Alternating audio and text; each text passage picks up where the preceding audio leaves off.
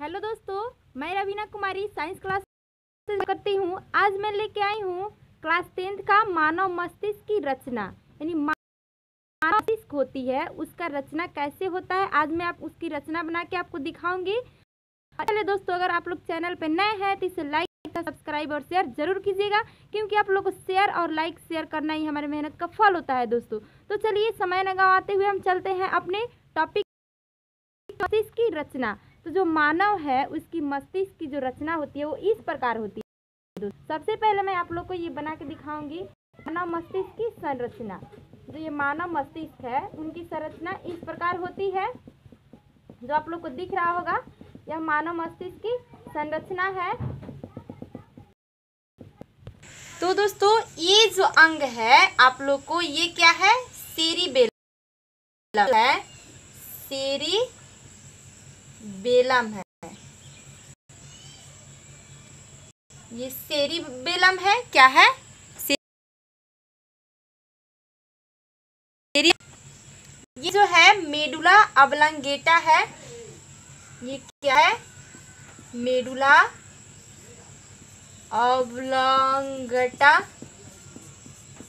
ये है medulla oblongata. ये सेरिबेलम है और ये है मेडुला ऑब्लंगेटा। तो दोस्तों, ये है सल्कस।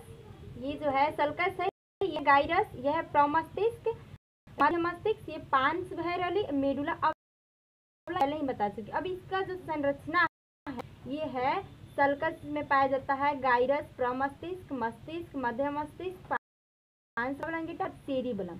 ये जो है सबसे इम्पोर्टेंट है सेरिबेलम। तो सबसे पहले हम जानेंगे मानव मस्तिष्क क्या है।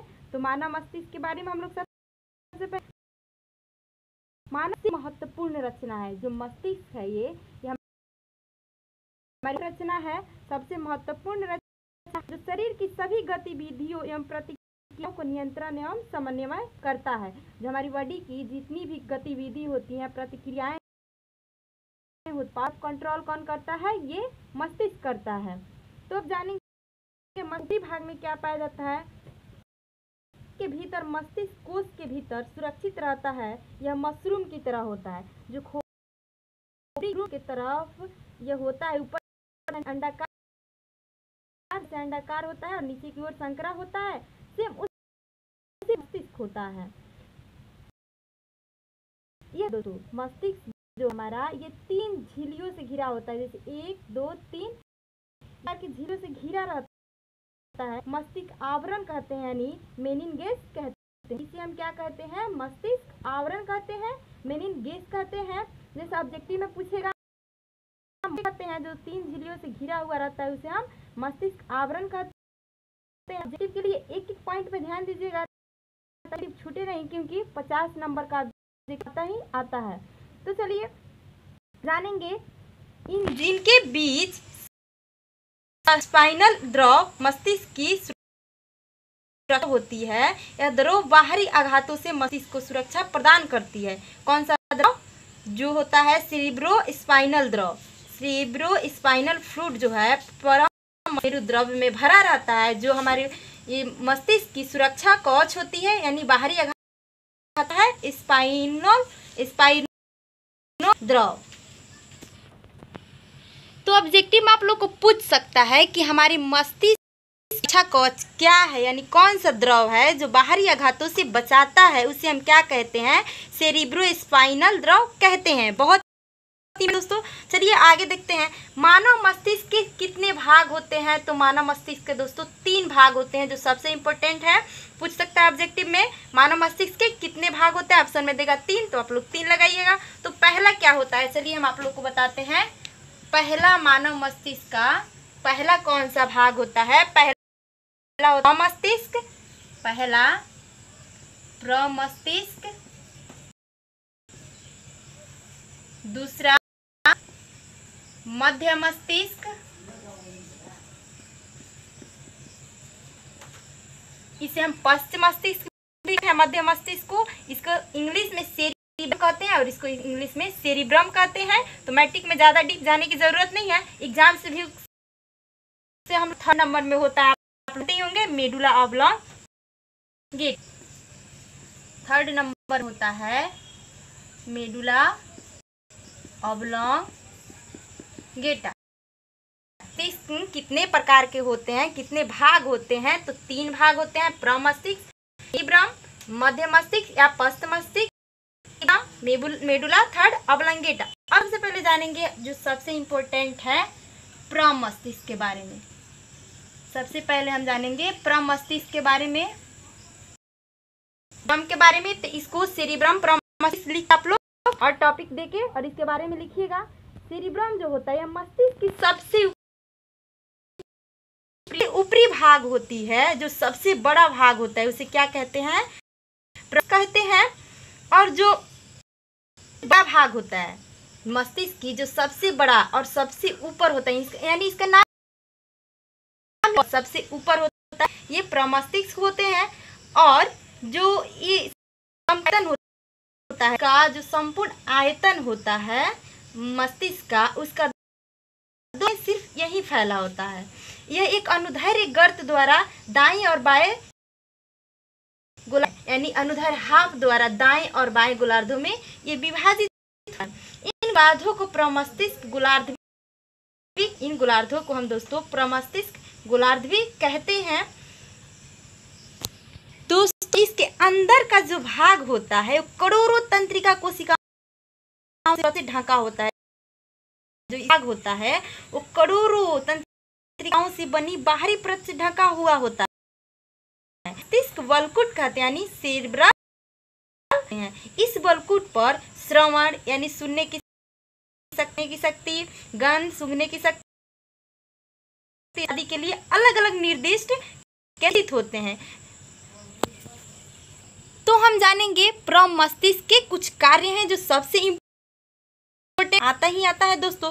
तो प्रमस्तिष्क के 3 प्रमुख कार्य होते हैं। सो आप लोग लिखिएगा, मैं बोल रही हूँ। प्रमस्तिष्क के 3 प्रमुख कार्य होते हैं। से मानसिक क्रियाएं होती हैं, जैसे ऑब्जेक्टिव में देगा आपको मानसिक क्रियाएं मस्तिष्क के द्वारा संपन्न होती हैं। तो आप प्रमस्तिष्क मानसिक क्रियाएं जैसे बुद्धि, विचार, स्मरण शक्ति, जागृति, दायित्व बोध, तर्क शक्ति, लिखने की संबंधित सारी क्षमताएं किससे उत्पन्न होती है? तो प्रमस्तिष्क से उत्पन्न होती है। बहुत इंपॉर्टेंट है। संवेदनाओं जैसे दर्द, गर्मी, स्पर्श, प्रकाश की अनुभूति, सुनने की शक्ति, स्वाद, गंध, सारी क्रियाएं जो होती है इसके द्वारा ही संपन्न होती है। जो पांच नामक द्वारा होता है, श्वसन की क्रिया का नियंत्रण जो पांच नामक भाग द्वारा होता है वो भी इसी से संचालित होता है। अब जानेंगे दूसरा अनुमस्तिष्क के बारे में। प्रमस्तिष्क के बारे में, इसके फंक्शन को जान गए, इसके कार्य जैसे क्वेश्चन आएगा बुद्धि विचार किस मस्तिष्क के अंतर्गत आता है? तो प्रमस्तिष्क के अंतर्गत। जागरूकता, अध्ययन की शक्ति, ये मस्तिष्क के अंतर्गत आते हैं। अब अगला जो मस्तिष्क का भाग है दूसरा मध्य मस्तिष्क, या प्रमस्तिष्क भी इसे कहते हैं, सेरिब्रम भी इसे कहते हैं। अब इसके बारे में हम आप लोग को बताने जा रहे हैं। तो टॉपिक नंबर 2 मध्य मस्तिष्क, और इसके बारे में आप लोग नोट कीजिएगा। यह सिरे के पीछे, जो सिरा होता है उसके पीछे की ओर स्थित भाग होता है। इसका निचला मेरुरज्जु से जो स्पाइनल कॉर्ड होता है बॉडी के, उनसे वो जुड़ा रहता है। कौन सा जुड़ा रहता है? तो अनुमस्तिष्क जुड़ा रहता है। यह मुख्यतः नियंत्रित करने में हम शारीरिक संतुलन बनाए रखने का कार्य करता है। इसमें किसी प्रकार की अव्यवस्था या अनियमितता आने पर शरीर का संतुलन बिगड़ जाता है। जैसे शराबी कोई व्यक्ति अगर शराब पीता होता है, कोई भी शराबी अगर शराब पीता हो, उसका प्रभाव सबसे अधिक किस भाग को पड़ता है? बहुत इंपॉर्टेंट है, अनुमस्तिष्क या पश्च मस्तिष्क पर। जैसे सीधी रेखा में चलना, साइकिल, पेंसिल उठाना, शरीर का संतुलन आदि का अनुरक्षण इसी मस्तिष्क के भाग द्वारा होती है। मध्य मस्तिष्क, कोई शराबी शराब पीता है तो उसका नशा का प्रभाव जो इसी पे पड़ता है, और साइकिल चलाते कार्य करते हैं उस सब का अनुरक्षण इसी मस्तिष्क द्वारा होता है। ये बहुत इंपॉर्टेंट है कि शरीर में अगर कोई व्यक्ति शराब पीता है, शराबी, तो उसका प्रभाव किस मस्तिष्क पे पड़ता है? तो इस पे प्रमस्तिष्क पे पड़ता है। वही हमको बताता है और उसका प्रभाव उसी पे पड़ता है जिसे नशा लगता है। जैसे साइकिल चलाते हैं, पेंसिल उठाते हैं या कोई कार्य करते हैं, उसका अनुरक्षण मस्तिष्क के इसी भाग द्वारा होती है। अब नंबर जानेंगे थर्ड, नंबर थर्ड, ये बहुत इंपॉर्टेंट इंपॉर्टेंट, इसे क्वेश्चन आता ही आता है ऑब्जेक्टिव में, ऑब्लांगेटा। तो अब जानेंगे नंबर 3 गेटा होता है, इसके बारे में। मस्तिष्क आधारीय भाग होता है, यानी मेरुरज्जु से जुड़ा हुआ होता है, यानी बेस होता है, हमारे मस्तिष्क का जो बेस होता है, आधारीय भाग होता है, वो मेडुला ऑब्लांगेटा ही होता है। यह होता है हमारे ब्रेन की सतह पर होता है, जो आधारीय होता है। और ये जो हृदय की धड़कन, रक्त परिसंचरण तंत्र, श्वसन, लार का स्रवण एवं निगलने की क्रियाओं का नियमन करता है। बहुत इंपॉर्टेंट है, जो मेडुला ऑब्लांगेटा है बहुत ही इंपॉर्टेंट है। जो हृदय की धड़कन, रक्त परिसंचरण तंत्र, यानी जो हृदय धड़कता है, रक्त का ब्लड श्वसन, लार क्रियाएं, निगलने की क्रियाएं का नियमन यही करता है। क्वेश्चन आएगा आपको, हृदय की धड़कन कौन मस्तिष्क की क्रिया में आती है? तो मेडुला अधिकांशतः परिवर्तित क्रियाओं में अनैच्छिक गतियों का भी नियंत्रण करता है। ये अनैच्छिक जो गति होती है उनका अधिकांशतः नियंत्रण कौन करता है? मेडुला ऑब्लांगेटा करता है। तो दोस्तों चलिए आप लोग को बता दिए मध्य मस्तिष्क, प्रमस्तिष्क और मेडुला ऑब्लांगेटा का तीनों का फंक्शन, और तीनों में किसका प्रभाव पड़ता है और किन से तीनों का संचालन होता है, ये सभी हम बता दिए। यानी पूरे जो मस्तिष्क होते हैं उनके कार्य मिलते हैं। चलिए रुकिए 1 मिनट, बता दें मस्तिष्क के कार्य। अगले क्लास में हम स्पाइनल कॉर्ड के बारे में देखेंगे। मानव मस्तिष्क के जो कार्य होते हैं, यानी फंक्शन ऑफ ह्यूमन ब्रेन, मानव जो मस्तिष्क सभी संवेदी आवेगों को आनंद करता है एवं ग्रहण किए गए आवेगों को विश्लेषण भी करता है। इसका यही कार्य है। यह ग्रहण किए गए आवेगों को प्रेरक तंत्रिकाओं के माध्यम से पेशी और ग्रंथियों में भेजता है, जिसके फलस्वरूप अनुक्रिया होती है। संवेदी अंगों से उद्दीपन प्राप्त होते हैं। इनके शरीर और शारीरिक क्रियाओं के बीच समन्वय स्थापित करता है। यह सभी प्रकार के ज्ञान का संग्रह करता है और तदनुसार व्यक्ति को व्यवहार में परिवर्तन लाता है। तो मानव मस्तिष्क व्यक्ति के व्यवहार में भी परिवर्तन लाता है।